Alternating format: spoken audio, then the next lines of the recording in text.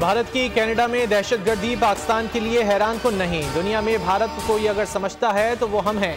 Secretary خارجہ Cyrus قاضی کی new York میں نیوز بریفنگ، کہا بھارت مقبوضہ کشمیر میں ریاستی دہشت گردی کر رہا ہے۔ بھارت پاکستان میں عدم استحکام کی کارروائیوں میں ملوث ہے۔ پاکستان نے بھارت کا حاضر سروس نیول افسر پکڑا ہوا ہے۔ فروری 2019 میں ملک کا دفاع کیا، ضرورت پڑی تو پھر کریں گے۔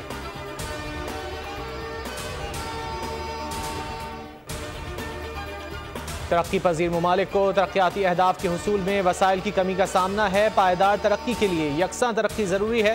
قرض میں پھنسے ممالک کے لیے لاہ عمل تیار کرنا ہوگا۔ نگراں وزیر اعظم انوار الحق کاکڑ کا نیو یارک میں اقوام متحدہ کے مباحثے سے خطاب، کہا 500 ارب ڈالرز کے SDRs کو قرض ادائیگی سے مشروط کیا جا سکتا ہے۔ پائیدار ترقی اہداف کے حصول کے لیے کمزور ممالک کو وسائل فراہم کرنا ہوں گے۔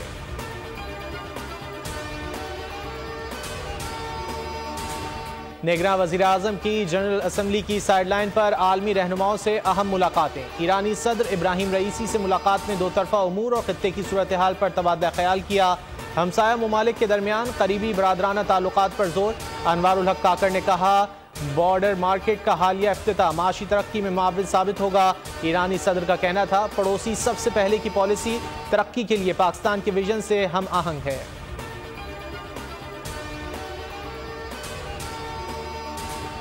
نگراں وزیر خارجہ جلیل عباس جیلانی کی سعودی وزیر خارجہ فیصل بن فرحان السعود سے ملاقات، دو طرفہ تعلقات سمیت علاقائی اور عالمی امور پر تبادلہ خیال۔ دونوں وزراء خارجہ نے پاک سعودی تعلقات کی اہمیت پر زور دیا۔ معیشت، تجارت، توانائی اور سرمایہ کاری میں باہمی تعاون کو مزید گہرا کرنے پر اتفاق۔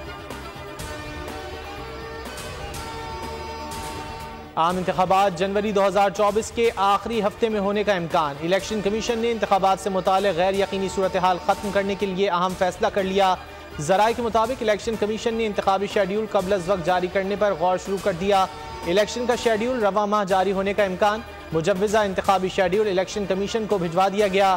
کاغذات نامزدگی جمع کرانے کا عمل دسمبر سے شروع ہوگا۔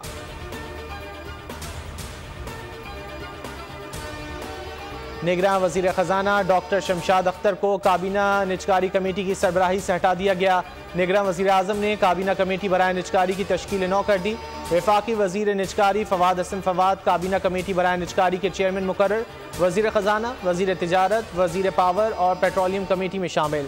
کمیٹی کی تشکیل نو کا نوٹیفیکیشن جاری۔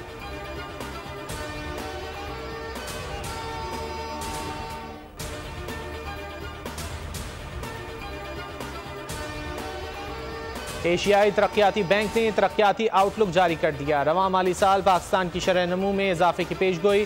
رواں مالی سال شرح نمو 1.9% رہنے کا امکان۔ مہنگائی کی شرح 29.2% سے کم ہو کر 25% تک آنے کا امکان۔ عالمی قیمتوں کے جھٹکے، سست عالمی معاشی نمو کے خطرات ہیں۔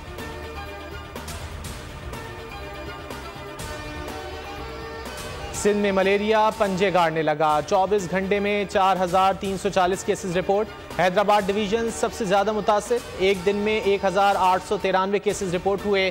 لاڑکانہ ڈویژن میں 1,300، میرپور خاص ڈویژن میں 757 اور سکھر میں 194 کیسز سامنے آئے۔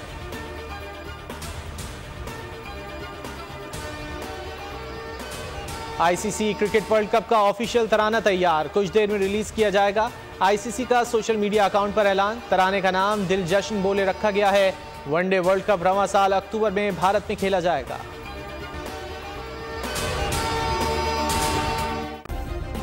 سبسکرائب کریں اور بیل دبائیں تاکہ کوئی خبر رہ نہ جائے۔